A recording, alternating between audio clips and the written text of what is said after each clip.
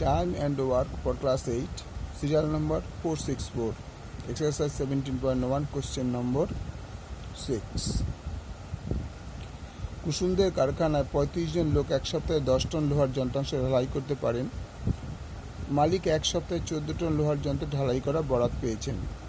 তাকে আর কতজন নতুন লোক নিয়োগ করতে হবে সমানুপাত তৈরি করে হিসাব করে এবং সম্পর্ক লিখি।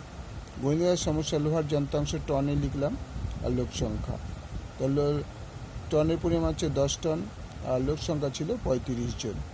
14 টন লোহার ঢালাই বরাত পেয়েছেন, তার লোক সংখ্যা কত বার করতে হবে। বেশি লোহার যন্ত্র ঢালাই করতে লোক সংখ্যা বাড়াতে হবে, আবার কম লোহার যন্ত্রাংশ ঢালাই করতে হলে কম লোক লাগবে। তার মানে লোহার যন্ত্রাংশের সঙ্গে লোহার লোক সংখ্যার সম্পর্ক সরল, কারণ একটা বাড়ার সঙ্গে সঙ্গে যখন আরেকটা বাড়বে বা একটা কমার সঙ্গে সঙ্গে আরেকটা কমবে, যদি এরকমই হয় তাহলে সে সম্পর্ক অলওয়েজ হয় সরল সম্পর্ক। একটা জিনিস বাড়ার সঙ্গে সঙ্গে আরেকটা জিনিস বাড়ে বা একটা জিনিস কমার সঙ্গে সঙ্গে আরেকটা জিনিসও কমে যায়, তাহলে সম্পর্ক সবসময় সরল, এটা মনে রাখতে হবে। তো সমানুপাতটি হলো 10:14, =35 নির্ণয় লোক সংখ্যা।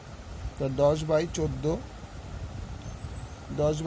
ইকুয়াল টু 35 বাই নির্ণয় লোক সংখ্যা। আমরা যদি ক্রস গুণ করি, 10 ইন্টু নির্ণয় লোক সংখ্যা ইকুয়াল 14 ইন্টু 35,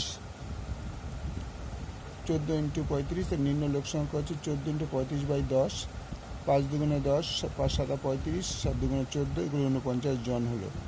এবার আগে কতজন ছিল? 35 জন, এখন লাগছে কত? 49 জন। তাহলে নির্ণয় লোক সংখ্যা 49 থেকে 35 জন বাদ দিলে 14 জন, অর্থাৎ অতিরিক্ত 14 জন লোককে আমাদের নিয়োগ করতে হবে।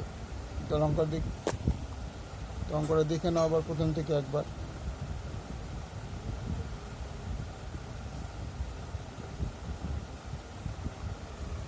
পুরো অঙ্কটা একবার দেখে নাও।